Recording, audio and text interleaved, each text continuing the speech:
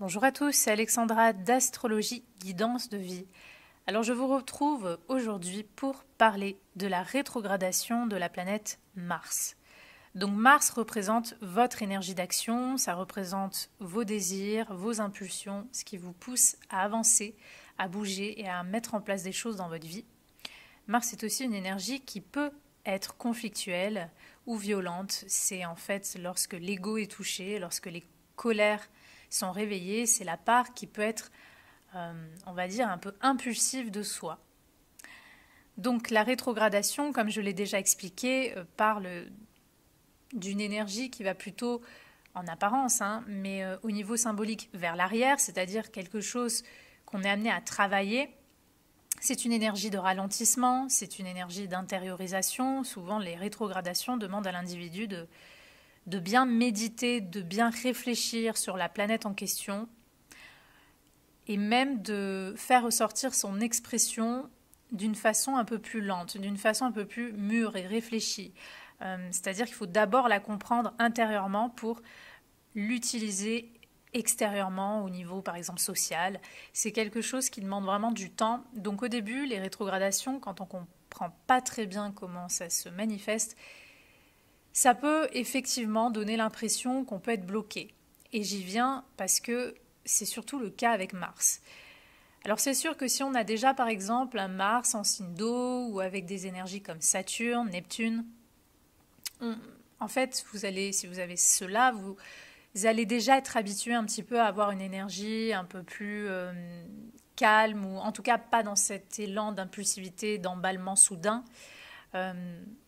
Donc il faut voir évidemment encore et toujours, je parle que d'une chose à la fois, donc il faut voir tout le thème, mais il faut voir surtout ce Mars dans quel signe il est placé, quels sont ses aspects, etc. Mais par contre, c'est vrai qu'un Mars qui est dans un signe de feu et qui a une rétrogradation, ça peut donner une ambivalence. En fait, Mars est fait pour agir et surtout il est fait pour réagir. C'est une planète qui nous pousse surtout à agir rapidement. C'est vraiment les premiers emballements. Donc soit une passion, un désir, un emballement soudain pour quelque chose, ou alors au contraire une colère soudaine qui monte. Donc c'est tout ce qui est rapide en fait. C'est pourquoi ça peut être un petit peu compliqué avec un Mars rétrograde, parce que souvent ça va amener cette ambivalence, cette différence. C'est un petit peu en quelque sorte comme si Mars était conjoint à Saturne. Pour donner un peu un symbole, une image. C'est-à-dire qu'on est un petit peu plus dans la lenteur ou le blocage. Donc qu'est-ce que ça peut donner? Alors Mars rétrograde, ça va donner, en tout cas ça peut amener des personnes qui peuvent avoir une forme de blocage dans leur énergie d'action. Donc, par exemple, ça peut être des gens qui sont paresseux, ça peut être des gens qui ont du mal à se mettre en action, ou tout simplement, même sans être paresseux, ça peut être des gens qui ont envie de faire des choses, mais qui peut-être vont trop réfléchir, vont trop analyser, qui en fait n'ont pas cette énergie directe. Elles vont avoir besoin de bien savoir ce qu'elles font. Donc peut-être que ces personnes vont se sentir limitées, et souvent ça peut être par elles-mêmes, dans leurs actions. Est-ce que c'est sûr? Est-ce que ce que je fais, c'est viable? Est-ce que ça peut fonctionner? Il faut du temps à la personne pour avoir confiance, je dirais, en ses propres actions, dans les propres projets ou initiatives qu'elle met en place. Donc ça peut donner une difficulté à avoir cet élan, ce côté guerrier spontané de passer à l'action. Donc peut-être ça sera un petit peu plus ambivalent si un Mars est en feu, mais on peut avoir quand même... En fait, la rétrogradation montre aussi et surtout un déséquilibre. Donc l'énergie de Mars n'est pas utilisée d'une façon directe comme elle est habituellement, c'est-à-dire elle n'est pas utilisée d'une bonne façon. C'est comme si un blocage avec sa façon d'agir. Il y a certaines personnes, par exemple, qui vont avoir un blocage peut-être dans leur sexualité, qui vont avoir leur désir qui monte beaucoup plus lentement, ou qui vont avoir besoin de certaines conditions particulières pour que le désir arrive. Vous voyez, il y a quelque chose on sent qu'il y a quelque chose qui ne coule pas de source avec l'énergie de Mars. Donc il peut y avoir aussi des personnes qui, comme j'ai dit, ont du mal à se mettre en action, qui doutent de leurs actions, qui vont beaucoup tergiverser avant de prendre des décisions, Et souvent, il peut y avoir beaucoup d'impulsion, d'impulsivité, de colère qui sont très, très retenues.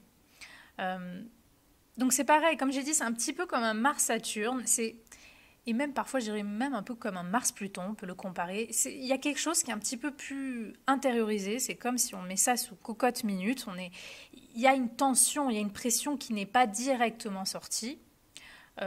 Et du coup, au bout d'un moment, ça peut exploser. Lorsqu'il y a des transits planétaires qui vont réactiver des choses, là, ça sort.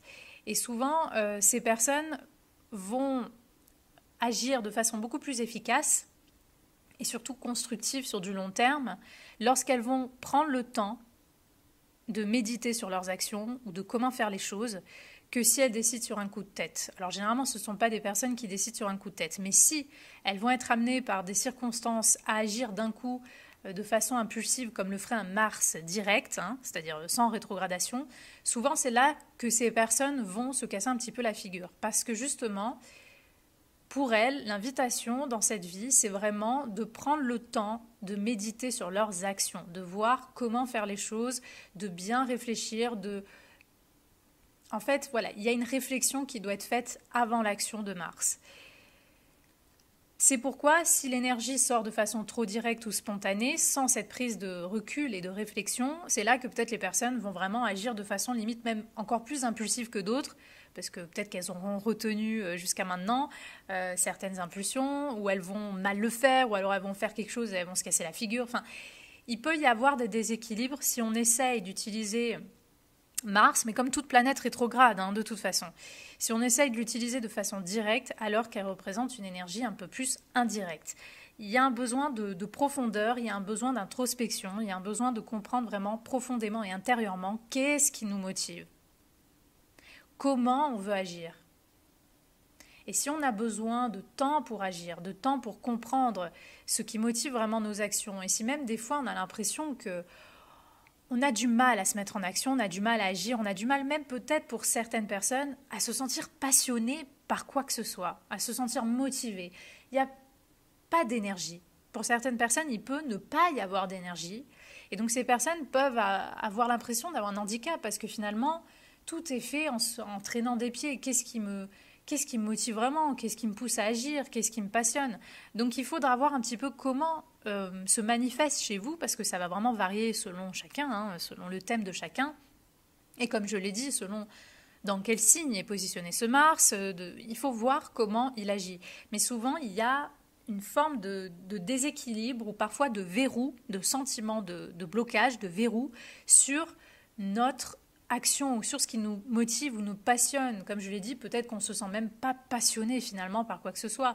Ou alors on a une passion mais ça s'exprime de façon déséquilibrée. Il y a une pression, il y a une tension. Donc il faut voir comment elle est ressentie chez certaines personnes. Ça peut être de la colère refoulée.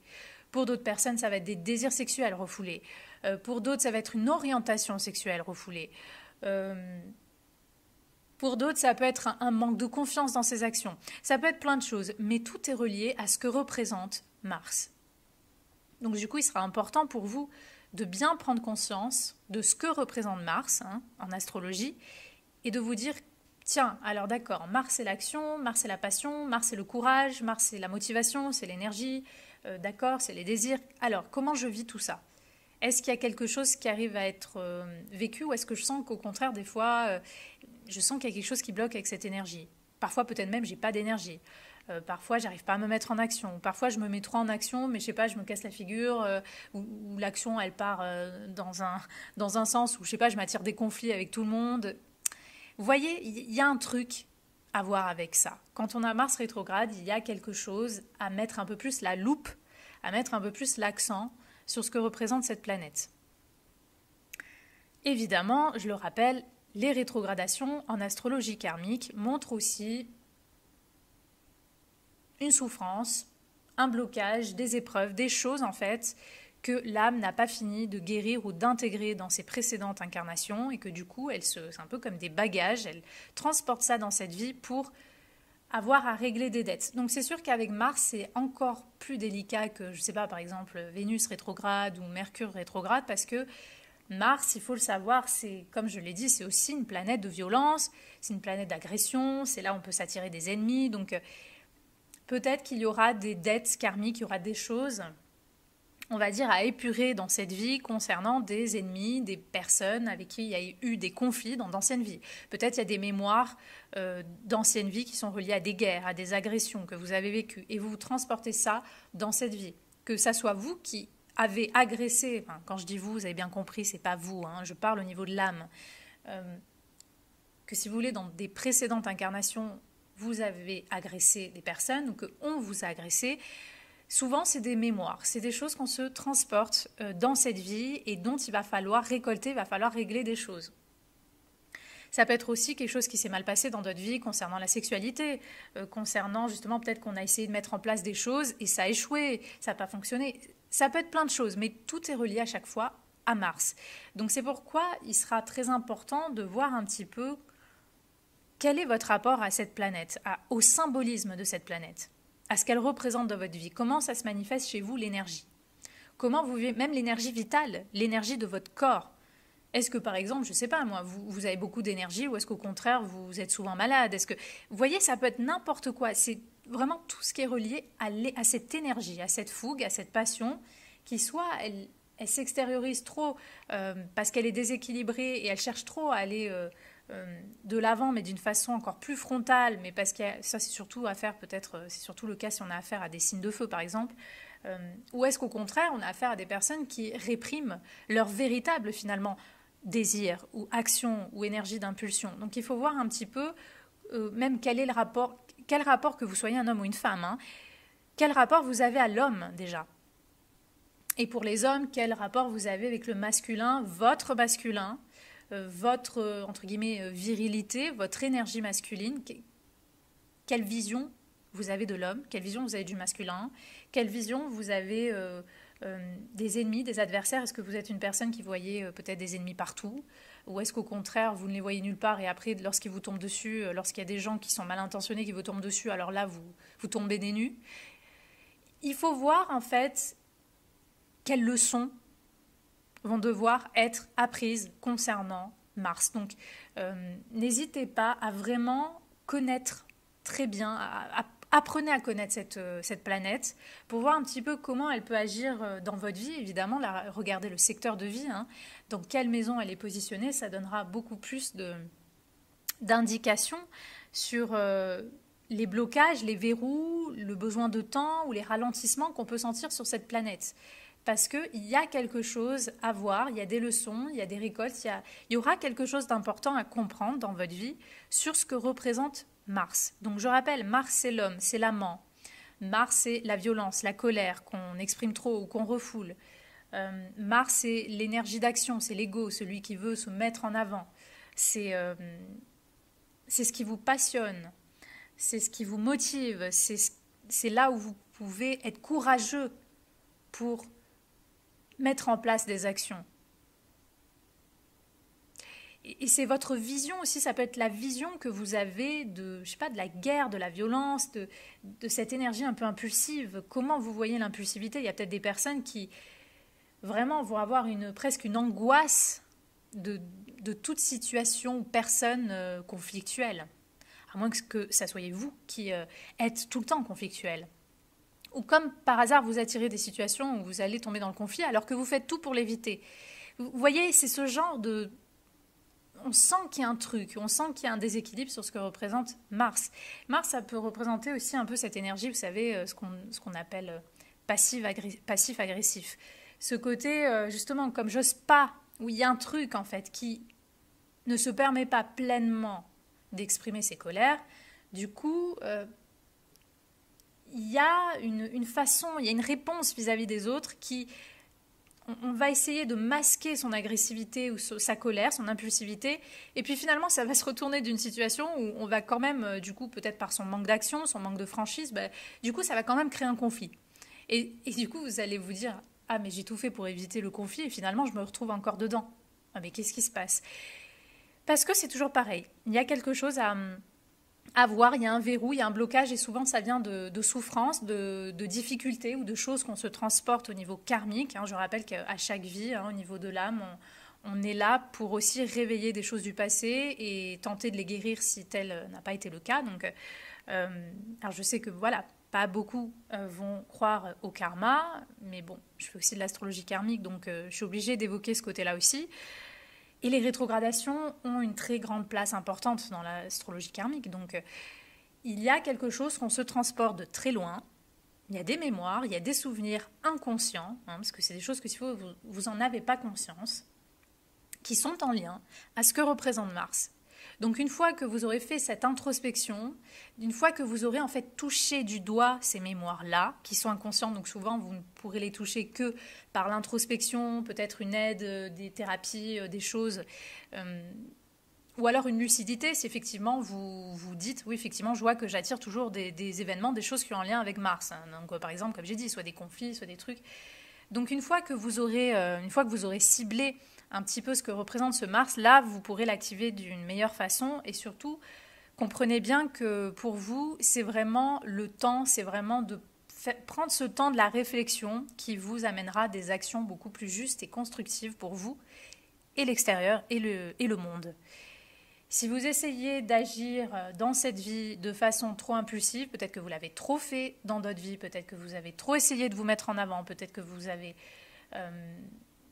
fait des actes qui manquaient justement d'une prise de recul, la vie, comme par hasard, dans cette vie, vous amène une rétrogradation pour vous dire, non, dans cette vie, ça ne va pas fonctionner, donc tu vas agir, d'accord, mais tu vas prendre le temps d'agir bien et tu vas donner du sens à tes actions et pour ça, tu vas avoir la maturité nécessaire de prendre le recul, de voir comment tu agis ou comment tu réagis ou au contraire, comment tu n'agis pas ou pas assez.